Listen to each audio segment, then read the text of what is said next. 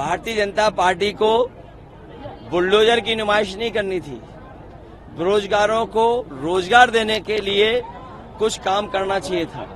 मैं अपने तमाम नौजवानों को बधाई देता हूं कि बुलडोजर के खिलाफ बेरोजगार बारात यात्रा निकाल रहे हैं। उस बेरोजगार लोगों की बारात यात्रा में हम शामिल होने जा रहे हैं। ऐसी कम होती होंगी बारातें, वो बारातें दूसरे तरह की होती हैं। ये बेरोजगारों की बारात यात्रा है जिसमें मैं शामिल होने जा रहा हूँ।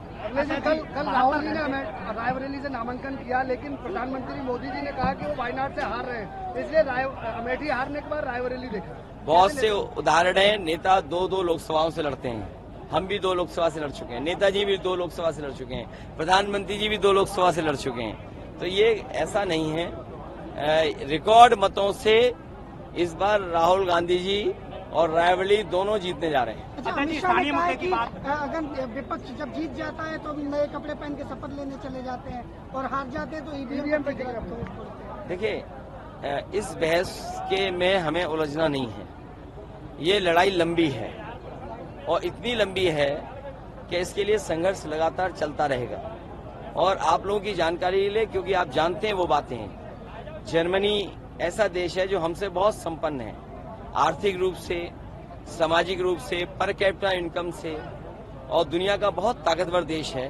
वहां पर ईवीएम इस्तेमाल करना अनकॉन्स्टिट्यूशनल माना जाता है। अगर ईवीएम से वोट पड़ेंगे तो अनकॉन्स्टिट्यूशनल होंगे।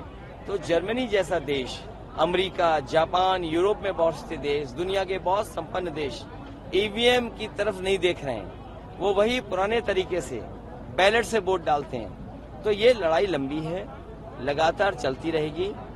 और हम लोगों ने तय ये किया है, ईवीएम से हरा करके ईवीएम हटा देंगे। भारतीय जनता पार्टी को बुलडोजर की नुमाइश नहीं करनी थी।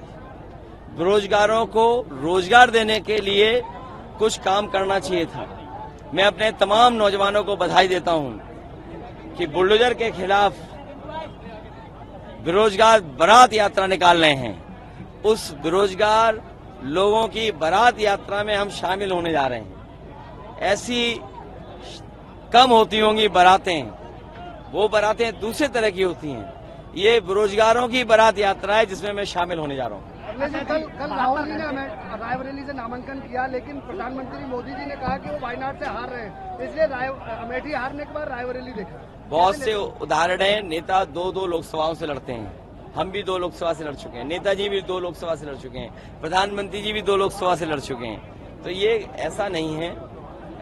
रिकॉर्ड मतों से इस बार राहुल गांधी जी और रायबरेली दोनों जीतने जा रहे हैं। अच्छा, अमित शाह ने कहा कि अगर विपक्ष जब जीत जाता है तो नए कपड़े पहन के शपथ लेने चले जाते हैं और हार जाते हैं तो ईवीएम पे देखिए, इस बहस के में हमें उलझना नहीं है।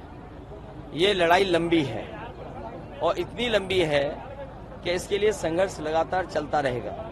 और आप लोगों की जानकारी ले, क्योंकि आप जानते हैं वो बातें हैं। जर्मनी ऐसा देश है जो हमसे बहुत संपन्न है, आर्थिक रूप से, सामाजिक रूप से, पर कैपिटा इनकम से, और दुनिया का बहुत ताकतवर देश है। वहां पर ईवीएम इस्तेमाल करना अनकॉन्स्टिट्यूशनल माना जाता है। अगर ईवीएम से वोट पड़ेंगे तो अनकॉन्स्टिट्यूशनल होंगे। तो जर्मनी जैसा देश, अमेरिका, जापान, यूरोप में बहुत से देश, दुनिया के बहुत संपन्न देश ईवीएम की तरफ नहीं देख रहे हैं। वो वही पुराने तरीके से बैलेट से वोट डालते हैं। तो ये लड़ाई लंबी है, लगातार चलती रहेगी। और हम लोगों ने तय ये किया है, ईवीएम से हरा करके ईवीएम हटा देंगे।